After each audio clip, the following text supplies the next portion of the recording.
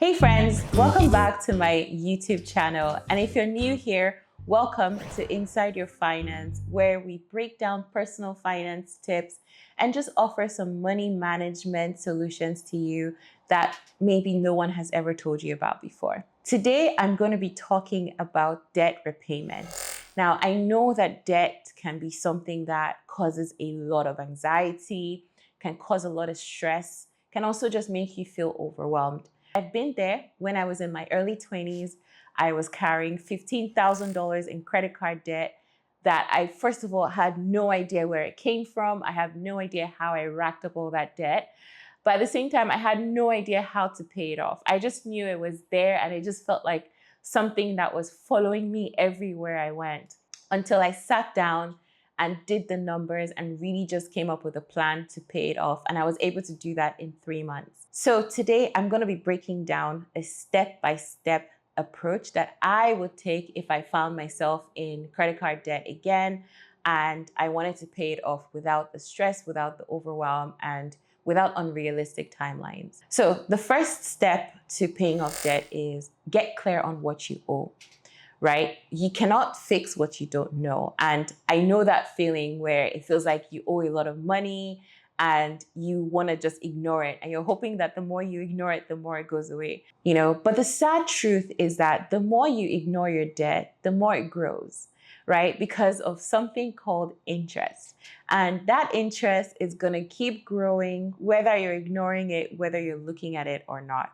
So let's first tackle it. Let's first get clear on how much we owe. So I'll take a piece of paper and a pen and I'll honestly just go account by account and write out how much you owe. Start with the balance and then also write the interest rate, right? So you want to really get clear on how much you owe in total. Honestly, once you do this, this just gives you a little bit more clarity because knowing it and having that clear picture can actually help you relax and breathe and then, take ownership and take charge of the debt. So step 2 is you pick a repayment method.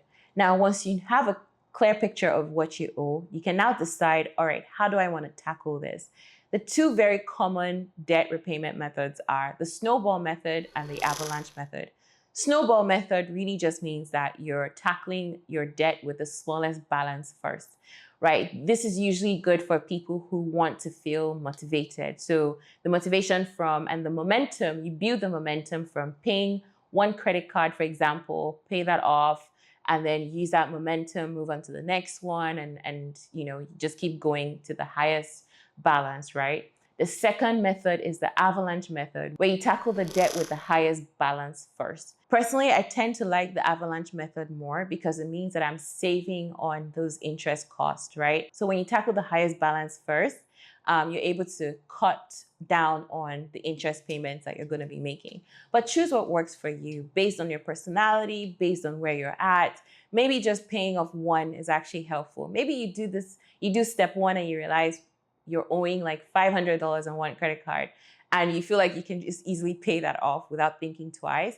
That will be the snowball method. 100% go for it. So step 3 is you review your budget, right? More often than not, the thing that causes us to accumulate debt could sometimes be because we're overspending. So in order to ensure that you're blocking that or stopping that from happening, just take a look at your budget, review your budget. If you don't have one, create a budget. Just start by getting clear on how much income you have, what your fixed expenses are. And then when you look at your fixed expenses, obviously those are things that you probably can't change, but then your variable expenses, right? That's probably where you have a little bit more wiggle room. Think about things that you can cut out because, this is a debt repayment. You need the extra cash anyways. So if there are subscriptions that you're not using or maybe some lifestyle changes that you need to make, for example, like eating out less or, doing your own hair and your own nails at home, just find ways to get that cash because at the end of the day, you can't rely on just using whatever is left after you spend to pay off the debt, right? In some cases, you might actually need to find ways to come up with that extra cash. And that could either be getting a second income or just cutting down on some of those variable expenses. So review your budget, look at where you're at, how much income do you have, how much expenses, and what can you cut back on to get that extra cash so that you can apply it towards paying off your debt. Step 4 is come up with a payment plan, right? So once you now have clarity on your budget, you know how much extra cash you can create from, either cutting down expenses. Now you can actually create a payment plan, right? Really what a payment plan just means is, based on the method that you choose. Say you choose the snowball method, right? Say you have $1,000 in credit card A and you're ready to pay that off and you want to tackle that first, right? So a payment plan could be that you're putting an extra $100 towards that credit card every month, right? Or $200, really whatever extra cash you can find to pay that off, right? So that's what a payment plan is. And one key thing I will note is it would be really, really good if you could also do an automatic payment. This really helps you just take off all the extra effort, right? So create that payment plan, $200 a month, $300, $400, $500, whatever amount you come up with, but make sure you automate the payment, right? Because that just helps you set it, forget it, but then also know that your plan is working. And then step 5, once all of that is done, track your progress.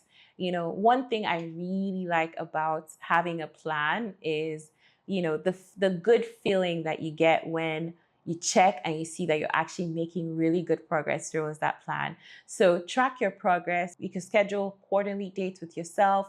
You can schedule monthly money dates. I personally, if I have a plan like that, I'm reviewing it monthly just to make sure that I'm on track, see if there's anything to adjust. Maybe I can actually get some extra cash from canceling more subscriptions or something. Just make sure that you're reviewing and revisiting that plan. And then also tracking your progress and giving yourself kudos for making good progress towards paying it off. So to recap, number 1, know what you owe. Number 2, pick a debt repayment method, be it Snowball or Avalanche. Number 3, review your budget and find wiggle room and some cash flow to be able to pay off your debt. Number 4, create a payment plan and don't forget to automate those payments.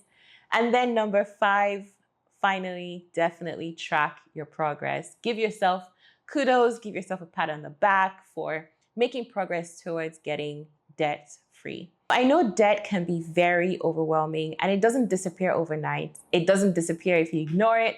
It doesn't disappear just because you don't know that it's there. It's there and the interest keeps racking up. I understand that. I feel that.